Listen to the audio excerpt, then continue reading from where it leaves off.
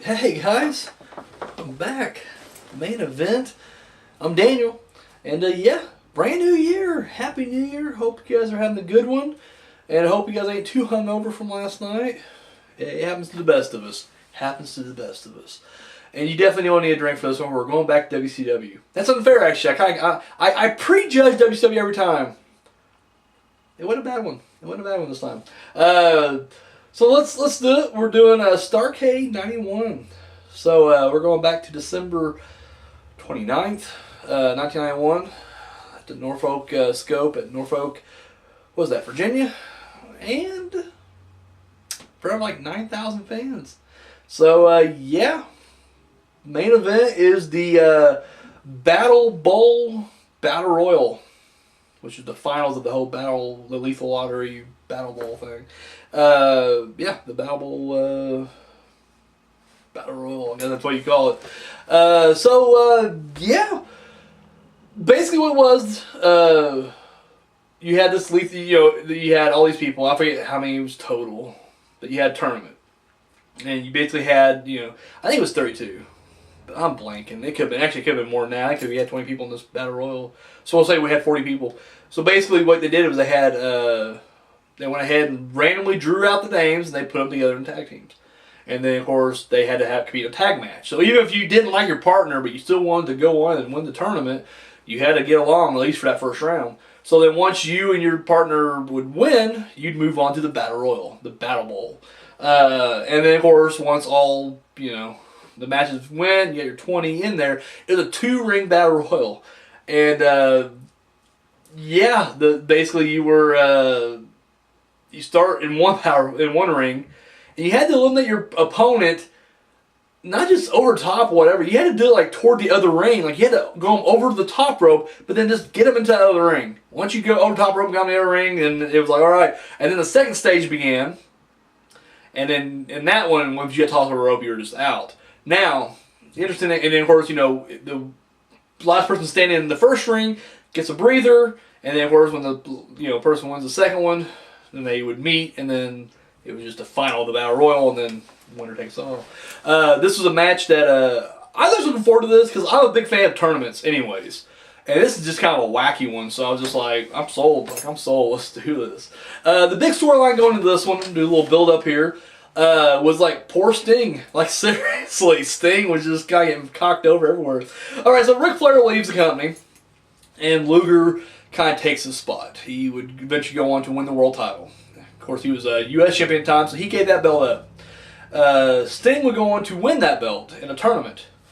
But the thing was, Sting was like a pretty decent champion. He's climbing the fucking ranks, coming after Luger. Luger realizes this, so he has Abdullah the Butcher and Cactus Jack, hires these two crazy fucks to go and try to take Sting out. October rolls around, Halloween Havoc.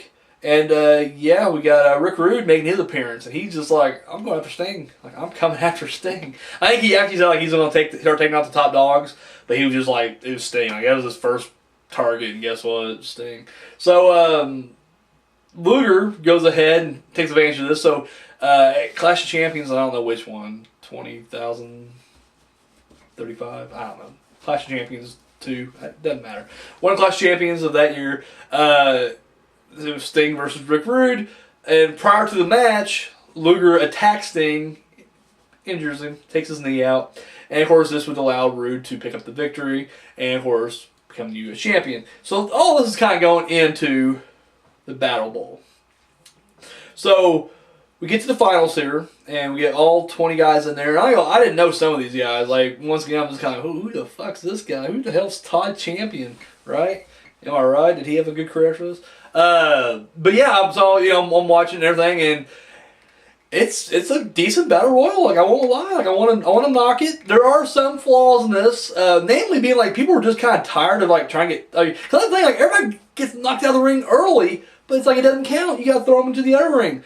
Like opening match, like Vader's outside of somebody on the ramp. This Ricky Steamboat, so it was just beat the shit out of Ricky Steamboat. And it's like, this don't count. Like, this has nothing to do with anything. Get him back in the ring. Get him on the other side. So, yeah, but then at one point, you literally just see wrestlers literally just kind of eliminate themselves, and they're just, like, going to the next ring. I'm like, I guess they're just tired. I guess they're tired of actually having to deal with this shit. Oh, buffering. Sorry about that, guys. We're live, so anyway, yeah, they at some point people are just like fucking, they're leaving over there. Cool to see Ricky Steamboat in there.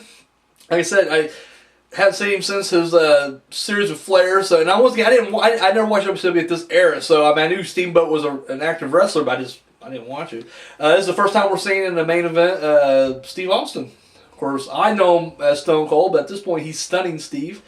And yeah, Vader making his first main event appearance as well. Of course, he's Big Van Vader, but whatever. Yeah, Sting, Luger. I mean, it's a pretty decent mix of guys. And anyway, you got rookies. You got Buff Bagwell. Of course, he was Marcus Alexander Bagwell, but this was before he made some Skinamax flicks, which I own both of those, by the way. He's good now, let me tell you. Yeah, like I said, it's just a good mix of all these guys in there. And like I said, once it starts getting more thinned out and everything else, it gets better. Like I said, once the battle royal kind of goes, when they're not just trying to throw each other over into the next ring or whatever, it worked out pretty good. I wasn't the first one eliminated. I could be wrong because there was so much shit going on in this match. It was just insane. I think Bill Kazmaier, was he the first one eliminated? I don't know. But eventually it does come down to, I want to say the final four would have been, because Rick Rude's in there, Sting, maybe Ricky Steamboat, and then Luger, but Luger's still on the other. But Rick Rude Rick Rude goes throw Steamboat out.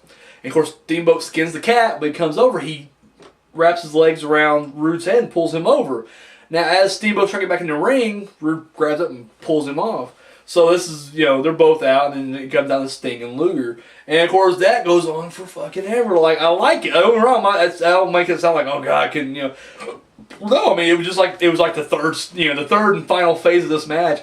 And it actually feels outside pretty early on, and they're fighting around the ring, but they finally get back in the ring. And yeah, eventually, Sting wins it. Tosses Luger up and over. So yeah, Sting would go ahead and win this thing, and win the first ever Lethal Lottery, Battle Bowl, Battle Royal, whatever. So, yeah, pretty cool. Once again, I mean, it showed, this is one of those, awesome, I don't know, it didn't feel forced. Even though I guess we kind of knew Sting was probably going to win this thing. But, I don't know. It was cool seeing him have to, go through all these different obstacles. Everybody, he gets attacked. During his Lethal Lottery match, he's attacked by his own partner. He teamed with Abdullah Butcher. So, it was he had to, fight him. Fight his, Emma, and then of course once he's in there, he's, targeted not just by Rude, who's part of the Dangerous Alliance, and there's 3 of those guys in there. Of course you got Luger, and Vader takes a piece of his ass. I mean, it's just he's fighting all comers. So, and not only that, he just came back from a knee injury, so it's shit, this guy. But yeah, he makes it. So, the aftermath of this, pretty simple. Sting gets a title match. Why wouldn't he? At Super Brawl 2, but we won't talk about that because guess what? We're going to cover that at another time.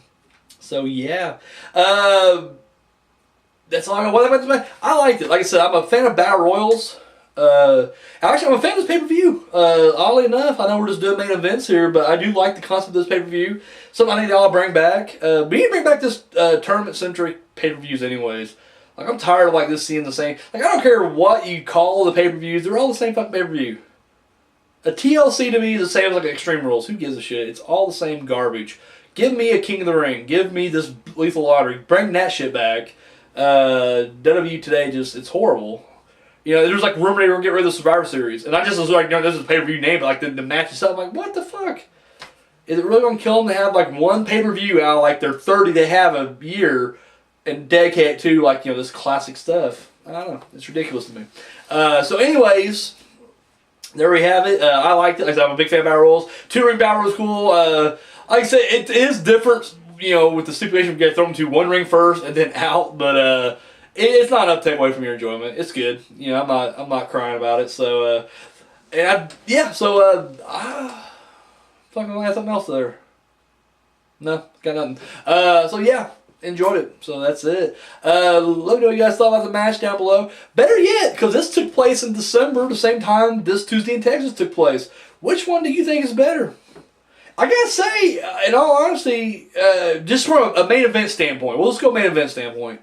Which one would be more of a draw? I still gotta say it's probably WCW on this one. And that's rare that I go against WWF. And don't get me wrong, I think Taker Hogan was fine. It was a good match. Got exactly what I expected out of it. But I don't know, I'm more of a Battle Royal fan. And once again, the fact that this Battle Royal concludes an epic tournament, I don't know. So I'm saying WCW for myself. I'm first time ever I'm going WCW in this scenario. So let me know what you guys would have done. Like, 10 years old back to 91, you only got enough to get one of the pay-per-views. Which one are you getting? This Tuesday in Texas, or are you going to get the Starrcade 91? Yeah, think about that. Put those comments down below. So guys, that's all I got. Once again, have yourself a happy new year. And tune in next week. We started this year, but as far as on the timeline we're on, we're going to wrap up 91 officially. We're going to find out who the main eventer of 1991 was. Oh, yeah. So, yeah, come back for that. Guys, that's all I got. Thank you so much for watching, and until next time.